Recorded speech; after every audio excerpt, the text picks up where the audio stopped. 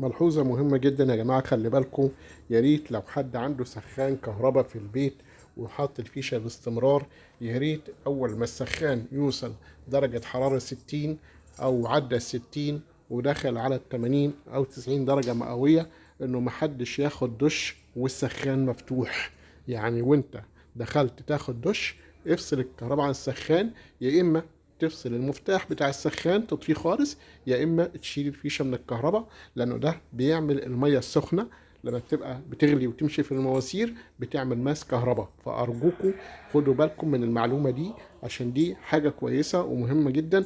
ففي ناس كتير بتغلط الغلطه دي، انها بتخش تاخد شاور والسخان الكهرباء يبقى على درجه 90 درجه مئويه او 80 او 70، ويبقى السخان شغال والكهرباء شغاله والميه ماشيه في المواسير. فطالما الكهرباء شغاله والمواسير سخنه، ممكن دي تعمل زي ماس كهرباء. فخدوا بالكم، لانه دي الحاجه دي انا حبيت اقولها لكم معلومه، خدوا بالكم منها. ارجوكم خدوا بالكم عشان ما حدش يحصل له كارثه.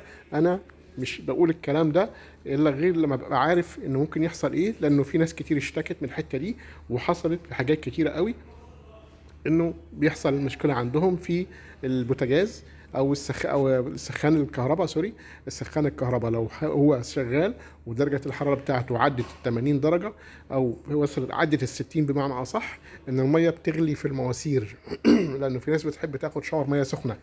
فارجوكوا خدوا بالكم، افصلوا السخان اول ما يوصل درجه الحراره بتاعته 60.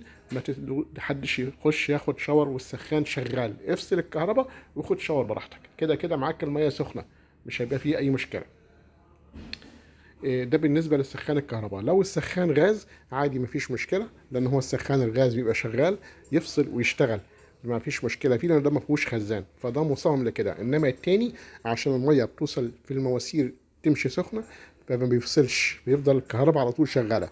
انما بالنسبه للغاز، السخان الغاز الميه بتفضل ماشيه وسخنه، هي بتبرد تاني. يعني مجرد ما يحس بالسخونيه، الحساس بتاعه بيفصل ويشتغل تاني لوحده. وانت بتاخد شاور عادي هتلاقي الميه سخنت، وبعد كده ابتدت تهدى تاني وتبعدين تشتغل تاني، يفصل ويشتغل اوتوماتيك. فما تقلقش من السخان الغاز. فالسخان الغاز امن لو انت مأمن الوصلات بتاعته، مفيش مشكله في وسط السباكه، مفيش تسريب في وسط الغاز، مفيش مشكله في الوصلات الرداخ بتاع جلده الرداخ بتاعته مش مسدوده ولا اي حاجه، الابره بتاعتها. فلازم تبقى تاخد بالك من الحاجات دي وتعمل صيانه دوريه افضل. فخليكي معايا الفيديو اللي جاي برضه هنشوف المخاطر التانية بتاعت الغسالات، لان في مشكله في الغسالات.